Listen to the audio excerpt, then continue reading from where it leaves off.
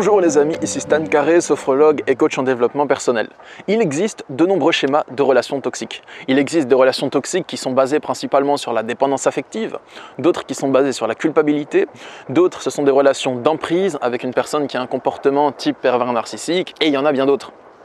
Mais bien qu'il existe de nombreux comportements toxiques au sein des relations, il y a des signes qui sont récurrents et qui se retrouvent dans de très nombreuses, voire dans toutes les relations toxiques. Dans cette vidéo, je vais vous expliquer comment faire la différence entre une relation saine et toxique.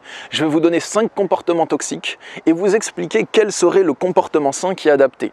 Et en fonction de ça, vous pourrez voir si votre relation actuelle, c'est une relation qui est plutôt toxique ou plutôt saine.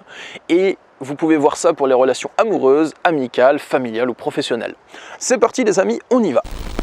Le premier signe d'une relation toxique, c'est que l'autre personne considère ses besoins comme plus importants que les vôtres.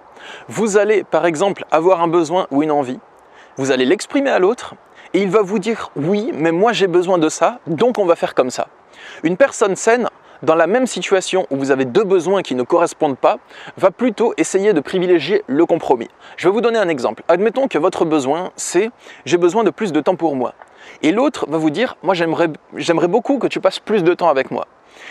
Dans un cas où vous êtes avec une personne saine, la personne saine, elle va vous dire « Ok, on va voir comment tu peux passer plus de temps pour toi, mais aussi passer du temps avec moi. » Et elle va essayer de trouver un compromis. Donc elle va considérer votre besoin et essayer de trouver un accord, essayer de trouver une sorte d'équilibre entre vos deux besoins.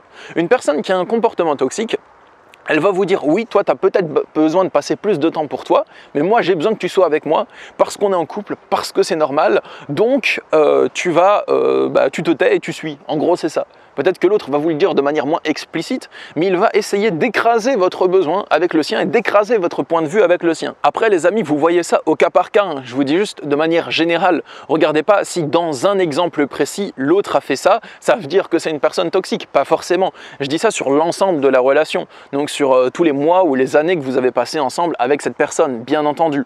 C'est pas dès qu'il y a un petit truc ou un petit pet de travers, vous vous dites c'est une personne toxique. Mais si c'est quelque chose qui est très récurrent, une situation qui se produit à chaque fois ou à presque chaque fois et que vous vous sentez à chaque fois frustré, c'est qu'il y a quand même, comme on dit, une couille dans le potage. Le deuxième signe d'une relation toxique, c'est que l'autre vous demande de vous remettre en question vous et il refuse de se remettre en question lui. Chaque fois que vous voulez demander un changement à l'autre, vous lui demandez de se remettre en question parce que ça vous fait du mal. Donc vous lui dites pas « je pars si tu te remets pas en question ». Vous lui dites simplement « ce que tu fais, je me sens pas à l'aise, peux-tu faire un changement ?» Et l'autre refuse. Mais il vous demande toujours, vous, de vous remettre en question. Et il vous demande, vous, de faire des changements, de vous adapter, de vous ajuster, et vous le faites. Et l'autre vous en demande encore plus. On dirait que c'est dans sa nature de vous demander continuellement des trucs, en fait. Dans une situation saine, qu'est-ce qui se passerait dans une relation saine? L'autre peut vous demander de vous remettre en question aussi. Ça ne veut pas dire que c'est une relation toxique parce que un des deux membres demande à l'autre de faire un changement. Mais dans une relation saine, la remise en question, elle est définie, elle est fixe, elle est stable. L'autre veut que vous arrêtiez de faire quelque chose ou que vous fassiez quelque chose de précis et c'est tout. Et il ne va pas tout le temps vous en demander plus. Et quand vous le faites, il va vous dire qu'il a remarqué que vous l'avez fait et vous remercier. Donc la différence entre sain et toxique ici, c'est que comportement toxique, c'est vous demander toujours vous d'en faire plus et à chaque fois que vous vous remettez en question, vous en demandez plus et ainsi de suite, du style ça s'arrête jamais. Et la relation saine, c'est que lorsque l'autre vous demande de vous remettre en question, la demande est fixe, précise, mesurable et quand vous l'avez accomplie, l'autre est satisfait et vous témoigne sa satisfaction. De même que dans une relation saine, il faut que l'autre accepte aussi de se remettre en question, qu'il y ait un équilibre, que des fois ce soit l'un, des fois ce soit l'autre, et pas toujours la même personne. Le troisième signe d'une relation toxique, c'est qu'il y a une incohérence entre les actes et le discours de la personne. C'est-à-dire qu'il y a une incohérence entre ce que l'autre dit et ce qu'il fait. Des fois, il va dire quelque chose et ensuite, il ne va pas le faire. Il ne va pas tenir ses promesses. Il va faire des petits mensonges. Il va se définir comme une personne généreuse, mais il ne va rien vous donner. Et ainsi de suite. Ou bien, un jour, il va vous dire quelque chose et le lendemain, il va nier ce qu'il a dit et faire l'inverse. Et s'il y a ce genre d'incohérences qui sont assez déstabilisantes, pour moi, c'est un comportement toxique. Le comportement sain, c'est quelqu'un qui a ses actes qui sont en accord, en congruence avec son discours. Le quatrième signe, la quatrième différence entre les relations saines et toxiques, c'est que le comportement toxique, c'est quand l'autre veut vous influencer à prendre des décisions qui ne sont pas les vôtres et que pour ça, il va utiliser du chantage affectif, il va utiliser de la colère et de l'intimidation ou bien essayer de vous avoir à l'usure. C'est quelqu'un qui, lorsque vous ne voulez pas vous conformer à sa volonté, que vous ne voulez pas faire ce qu'il a prévu que vous fassiez, vous met la pression, il va mandater d'autres personnes de vous raisonner, d'autres personnes de vous parler, il va vous mettre la pression jusqu'à transformer votre non en oui.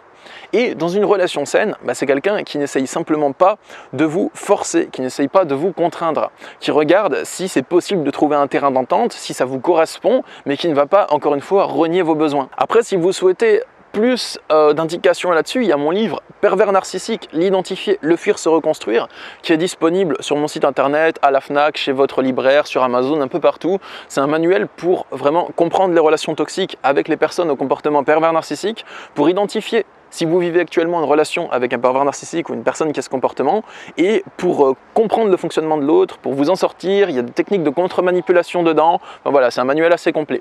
Bref, passons à la 5e différence, c'est que l'autre ne vous voit pas tel que vous êtes. Il ne vous aime pas pour ce que vous êtes. Il vous aime pour ce que vous devriez être ou devriez devenir selon lui, ou bien il vous aime pour ce qu'il croit que vous êtes, mais que ça ne correspond pas à ce que vous êtes. En gros, ce que je veux dire par là, c'est assez subtil, c'est un peu plus existentiel ou spirituel de remarquer ça, mais c'est que l'autre ne vous voit pas pour ce que vous êtes. Il ne s'est pas dit, cette personne, qui elle est. Est-ce que j'ai envie d'être avec cette personne pour ce qu'elle est, si je ne la change pas? Non. C'est quelqu'un qui va en permanence essayer de vous changer ou qui s'attend à ce que vous soyez différent de ce que vous êtes. Quelquefois, ça arrive, c'est pas grave. Mais si c'est récurrent et si c'est sur des points qui sont vraiment importants et que ça se passe tout le temps, il y a quand même quelque chose à voir. Donc, je dis pas qu'avoir des attentes, c'est forcément toxique, mais s'attendre toujours à ce que l'autre, dans son entièreté, dans sa personne, soit autre chose que ce qu'il est, il y a forcément des tensions et des frictions qui vont avoir lieu dans la relation, parce que l'autre va s'attendre à ce que vous fassiez des choses que vous ne faites pas, puis il va être vexé et frustré, vous mettre la pression et ainsi de suite. J'espère que cette vidéo vous a plu, j'espère qu'elle vous aura permis d'identifier plus clairement si vous vivez une relation toxique, amicale, familiale, professionnelle, couple, peu importe. Et si cette vidéo vous a plu, déjà abonnez-vous à ma chaîne YouTube, si ce n'est pas fait, pour ne pas manquer mes prochaines vidéos sur le sujet. Et aussi, vous pouvez partager la vidéo sur les réseaux sociaux, si vous le souhaitez, pour aider vos amis à identifier s'ils sont dans une relation toxique ou dans une relation saine. Et sachez que je suis disponible pour des consultations de coaching en développement personnel. Je consulte par Skype, Messenger ou téléphone. Et il y a le lien dans la description pour me contacter. C'est des consultations pour vous aider à mieux comprendre certaines choses sur lesquelles vous bloquez, à dépasser vos blocages et à vous créer la vie qui vous inspire. Sur ce, je vous souhaite une bonne journée, je vous envoie plein de force et je vous dis à bientôt les amis. Au revoir.